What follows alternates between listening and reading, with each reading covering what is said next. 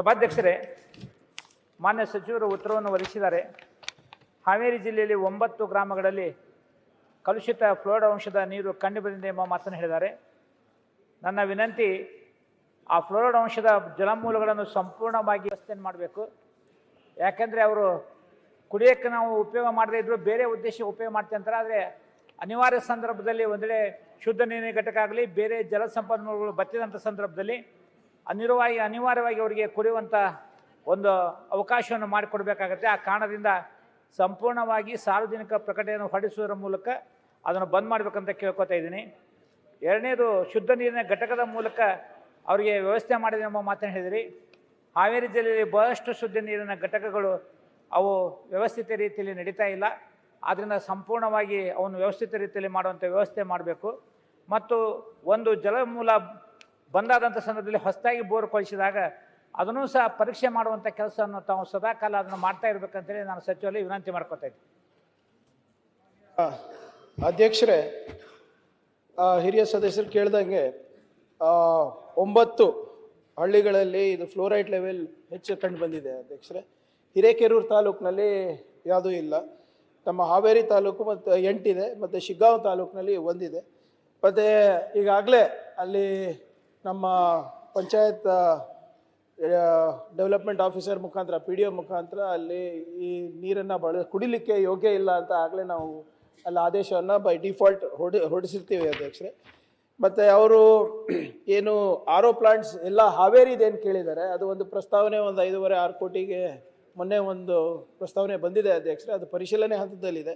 ಆದರೆ ಈ 9 ಹಳ್ಳಿಗಳಲ್ಲಿ 8 ಹಳ್ಳಿಗಳಲ್ಲಿ ಈಗಾಗಲೇ ಶುದ್ಧ ಕುಡಿಯುವ ನೀರು ಘಟಕಗಳು ಕೆಲಸ ಮಾಡ್ತಾ ಇದ್ದಾರೆ ಅಧ್ಯಕ್ಷರೇ. ಮತ್ತು ಸಾಹೇಬ್ರು ಏನು ಹೇಳ್ತಾ ಇದ್ದಾರೆ, ಅದು ಸೋರ್ಸನ್ನು ಟೆಸ್ಟಿಂಗ್ ಮಾಡಬೇಕು ಮತ್ತು ನಿರಂತರವಾಗಿ ನಾವು ಲ್ಯಾಬ್ ಟೆಸ್ಟ್ಗಳನ್ನು ನಾವು ಮಾಡಬೇಕು ಅಂತ ಅದು ನಮ್ಮ ಇಲಾಖೆಯಿಂದ ಭಾಳ ಗಂಭೀರವಾಗಿ ನಾವು ತಗೊಂಡಿದ್ದು.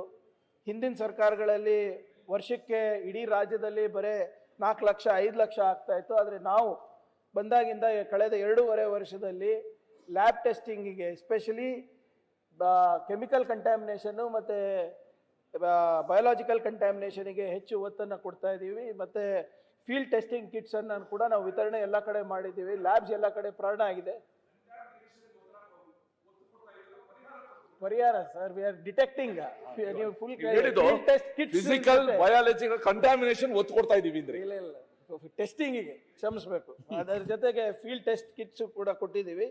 ಕಳೆದ ವರ್ಷ ಹಿಂದಿನ ಸರ್ಕಾರದಲ್ಲಿ 5,13,000 ಟೆಸ್ಟಿಂಗ್ ಅಷ್ಟೇ ಆಗಿದ್ರೆ ನಮ್ಮ ಸರ್ಕಾರದಲ್ಲಿ ಬಂದ ಮೇಲಿಂದ ಸುಮಾರು 13,20,000 ತನಕ ನಾವು ಹೋಗಿದ್ದೀವಿ ಅಂದಾಜು. ಮತ್ತು ಈ ವರ್ಷದಲ್ಲಿ ಆಗಲೇ 6.5 ಲಕ್ಷ ಸಮೀಪ ನಾವು ಮಾಡಿದ್ದೀವಿ ಅಧ್ಯಕ್ಷರೇ. ಅದು ನಿರಂತರವಾದಂಥ ಒಂದು ಪ್ರಕ್ರಿಯೆ ಇದೆ. ಎಸ್ಪೆಷಲಿ ಅತಿವೃಷ್ಟಿ ಬಂದಾಗಿರ್ಬೋದು ಅಥವಾ ಮಳೆಗಾಲ ಬಂದಾಗಿರ್ಬೋದು, ಕೇಂದ್ರದಿಂದಾನೇ ನಾವು ಅಂದರೆ ಬೆಂಗಳೂರು ಕೇಂದ್ರದಿಂದಾನೇ ನಾವು ಟೆಸ್ಟಿಂಗ್ ಮೆಥಡಾಲಜೀಸ್ ಇರ್ಬೋದು ಮತ್ತು ಯಾವ ರೀತಿ ಮಾಡಬೇಕು ಅಂತ ನಾವು ಅವರಿಗೆ ಒಂದು ಮಾರ್ಗಸೂಚಿಗಳನ್ನು ಇಶ್ಯೂ ಮಾಡ್ತೀವಿ. ಮತ್ತು ಇದು ನಾವು ಮಂತ್ಲಿ ರಿವ್ಯೂ ಕೂಡ ಪ್ರತಿ 2ನೇ ತಾರೀಕು ಮಂತ್ಲಿ ರಿವ್ಯೂನಲ್ಲೂ ಕೂಡ ನಾವು ಇಟ್ಕೊಂಡಿದ್ದೀವಿ ಅಧ್ಯಕ್ಷ. It's A very important aspect. ನೀವು ನೋಡಿದ್ರೆ ಕಳೆದ 2.5 ವರ್ಷದಲ್ಲಿ ಕಂಟ್ಯಾಮಿನೇಷನ್ ಏನಿದೆ ಅದು ಸ್ವಲ್ಪ ಕಮ್ಮಿ ಆಗ್ತಾ ಇದೆ. ಮತ್ತು ಸಾಂಕ್ರಾಮಿಕ ರೋಗಗಳು ಶುದ್ಧ ಕುಡಿಯೋ ನೀರು ಘಟಕಗಳಿಂದ ಇರ್ಬೋದು ಅಥವಾ ನಮ್ಮ ಮೂಲಗಳಿಂದ ಇರ್ಬೋದು ಕಮ್ಮಿ ಆಗ್ತಾ ಇದೆ ಅಧ್ಯಕ್ಷರೇ.